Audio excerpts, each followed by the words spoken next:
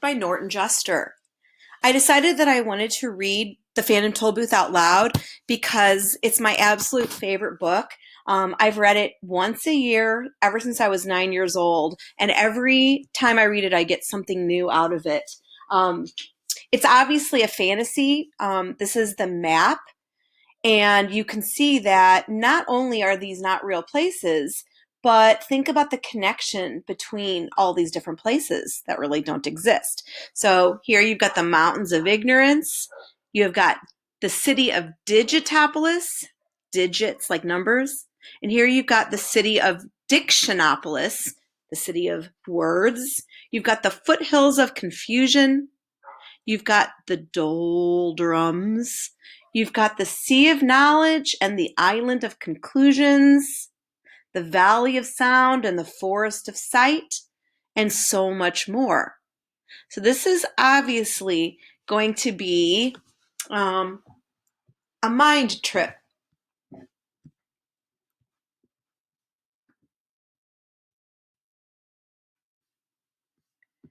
So The Phantom Tollbooth by Norton Juster.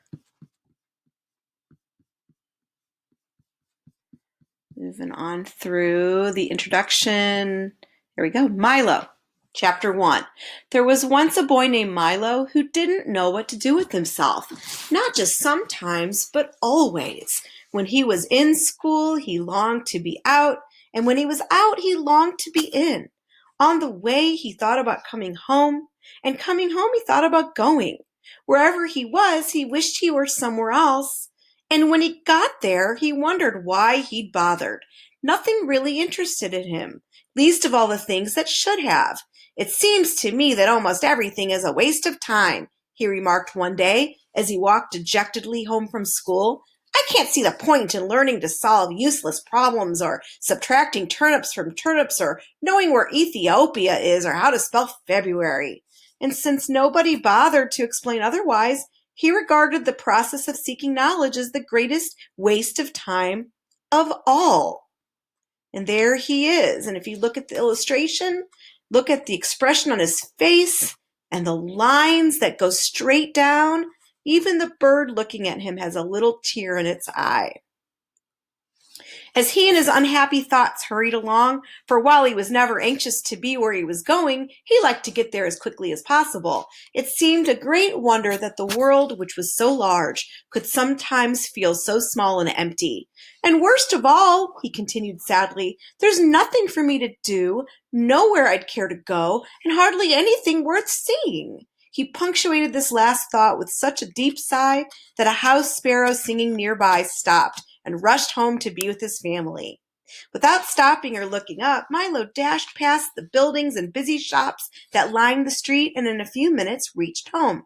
Dashed through the lobby, hopped onto the elevator, 2, 3, 4, 5, 6, 7, 8, and off again, opened the apartment door, rushed into his room, flopped dejectedly into a chair, and grumbled softly, another long afternoon.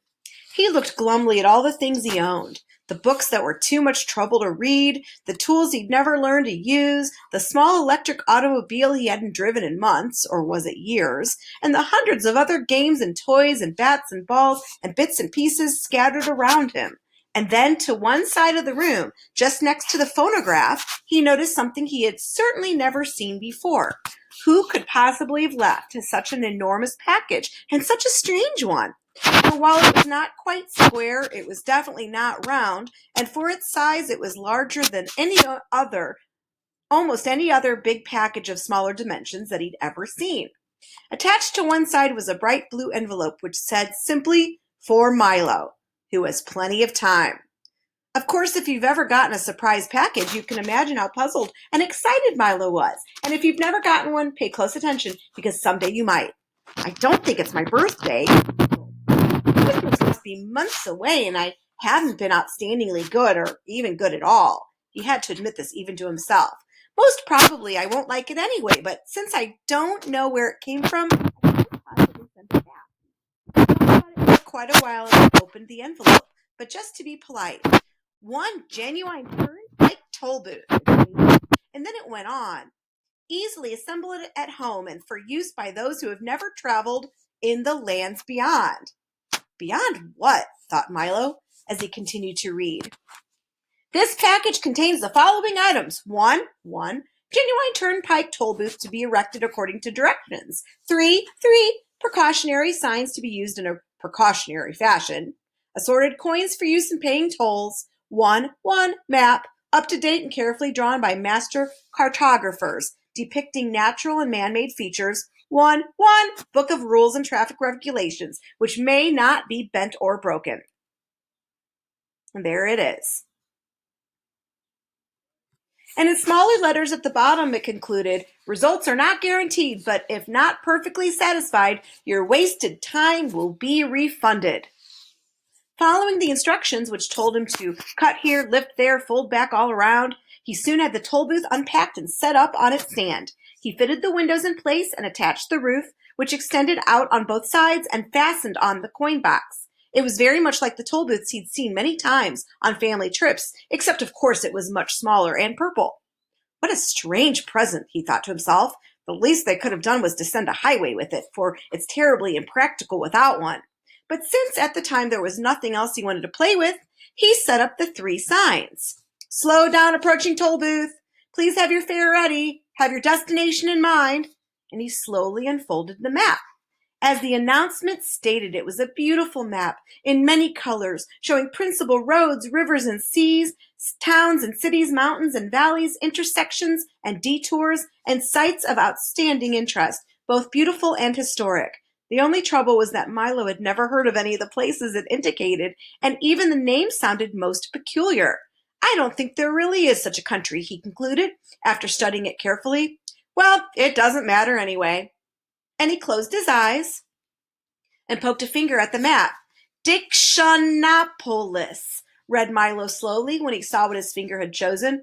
Oh well, I might as well go there as anywhere. He walked across the room and dusted the car off carefully. Then, taking the map and rule book with him, he hopped in and, for lack of anything better to do, drove slowly up to the toll booth. As he deposited his coin and rolled past, he remarked wistfully, I do hope this is an interesting game, otherwise the afternoon will be so terribly dull.